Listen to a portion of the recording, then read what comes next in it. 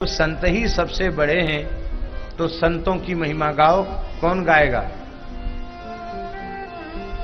कौन गाएगा संत महिमा?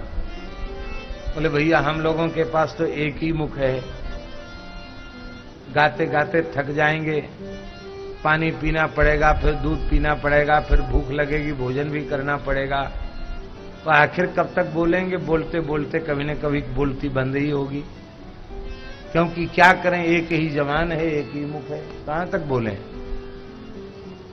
तो चार मुंह वाले ब्रह्मा जी से प्रार्थना की गई कि आपके तो चार मुख हैं, आप चतुर्मुख हैं, आपको भगवान ने वेदों का ज्ञान दिया है, कृपा करके आप ही साधु महिमा का गान कीजिए। ब्रह्मा जी साधु महिमा का गान करते करते थक गए, पर संत महिमा न गा सके। अंत में ब्रह्मा जी ने हाथ खड़े कर दिए। सरस्वती ने कहा हारो मत, हिम्मत अभी मैं हूं। वीणा पाणी भगवती सरस्वती आई और वीणा बजा बजा करके खूब गुणगान किया संत महिमा का। अंत में सरस्वती जी ने भी वीणा रख दिया, बोले बस इसके आगे मैं भी नहीं गा सकती। तब भगवान श्री हरि से प्रार्थना की गई कि भक्त तो आपके ही हैं, अपने भक्तों की महिमा आप गाइए। भगवान ने भी खूब गाई।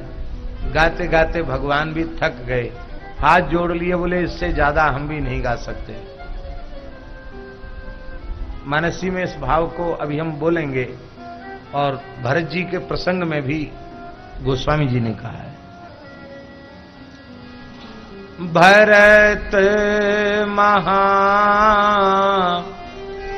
महिमा सुनु रानी, भरत महा महिमा सुनु रानी, जानहि राम नाम सकहीं बखानी, जानहि राम नाम सकहीं बखानी।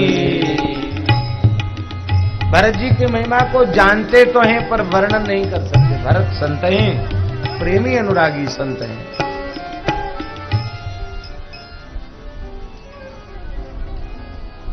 भगवान ने भी हाथ खड़े कर दिए। लक्ष्मी जी बोली मैं गाती हूं। लक्ष्मी जी गाते गाते थक गई, लक्ष्मी जी भी नहीं गा सकी। तब कहा गया कि संत की महिमा तो कोई संत ही गा सकता, शंकर जी से प्रार्थना की जाए। मुख भी उनके 5 हैं। शंकर जी पंचमुखों से संत महिमा वर्णन करने लगे। वर्णन करते करते शंकर जी भी थक गए। पार्वती जी ने मोर्चा संभाला। पार्वती जी भी वर्णन करते करते नमस्कार कर बैठी। बोले अब कौन गाएगा संत महिमा? बोले भाई सबसे ज्यादा बुद्धि जिसकी हो, सबसे बड़ा माथा होगा, वो सबसे बढ़िया गाएगा। सबसे बड़ा मस्तक गणेश जी का है, इनसे बड़ा माथा, इनसे विशाल बुद्धि और किसी की नहीं है। गणेश जी से कहा महाराज आप गाइए। हाँ बोले जरूर गाएंगे। गणेश जी बैठ गए। बहुत भारी शरीर के हैं गणेश जी। स्थूलम खर्वतनुम प्रसन्न वदनम। स्थूलम मोटे हैं गणेश जी और नाटे हैं, मोटे भी हैं और नाटे भी। स्थूलम खर्वतनम प्रसन्न वदनम। फिर भी कभी ये नहीं कहते कि हाय रे हाय हम तो नाटे ही रह गए, हम पतले कैसे होंगे, कोई चिंता नहीं करते गणेश जी। इसका मतलब है नाटे हो चाहे लंबे हो, चाहे मोटे हो चाहे पतले हो, चिंता मत करो, भजन करो, राम राम करो गणेश जी के जैसे। ये शरीर तो कभी न कभी जाएगा ही, नष्ट ही होगा, इसकी विशेष चिंता नहीं करनी। बस इतना ध्यान इस पर अवश्य देना चाहिए जिससे ये भजन के योग्य बना रहे, बस। और बहुत से लोग ऐसे होते भजन वजन लक्ष्य नहीं है, वो हमेशा शरीर के ही पीछे पड़े रहते हैं।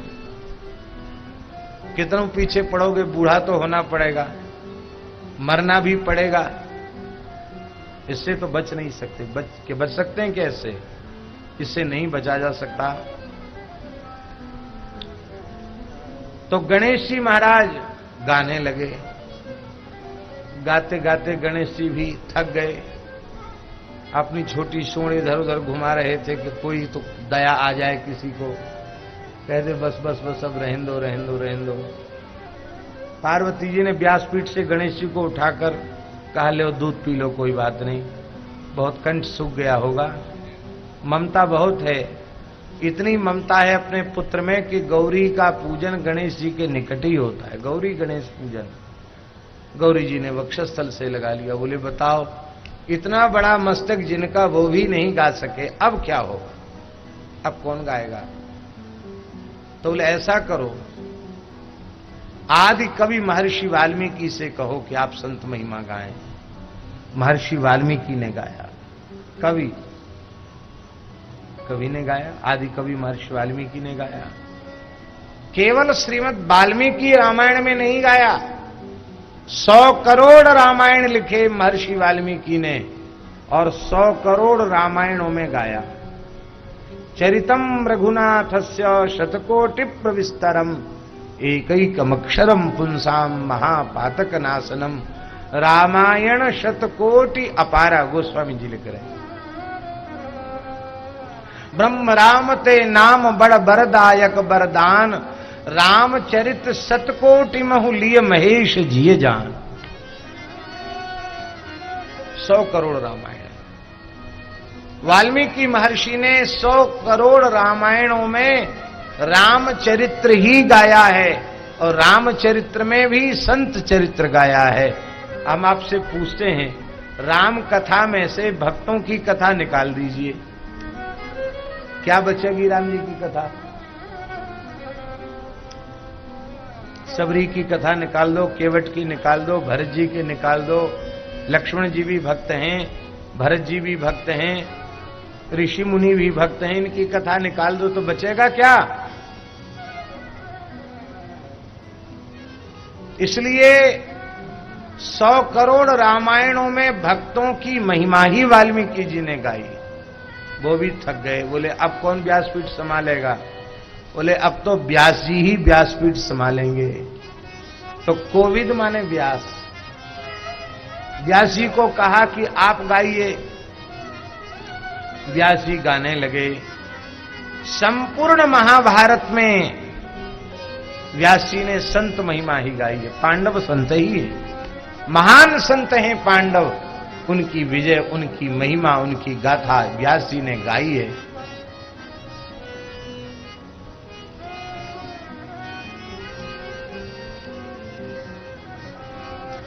श्रीमद् भागवत में भी प्रधान रूप से व्यास जी ने संत महिमा ही गाई है। 3 बार संत महिमा को ही सर्वोपरि भागवत में कहा गया।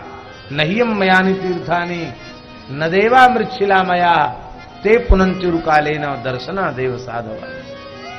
2 बार और तीसरी बार नह्यम मयानि तीर्थानि, मार्कंडेय जी और शंकर जी के प्रसंग में, नह्यम मयानि तीर्थानि न देवाश्चेतनोज्झिता ते पुनंतिरुकालेन यूयम दर्शन मात्रता। संत महिमा बड़ी भारी है। व्यास जी भी थक गए, बोले और कितनी है? बोले जीवन भर हमारे सरीखे जाने कितने व्यास प्रकट हो करके लिखते रहे तो भी संत महिमा अनंत है। इसी इतिहास को गोस्वामी जी ने चौपाई में निवेद्य किया है।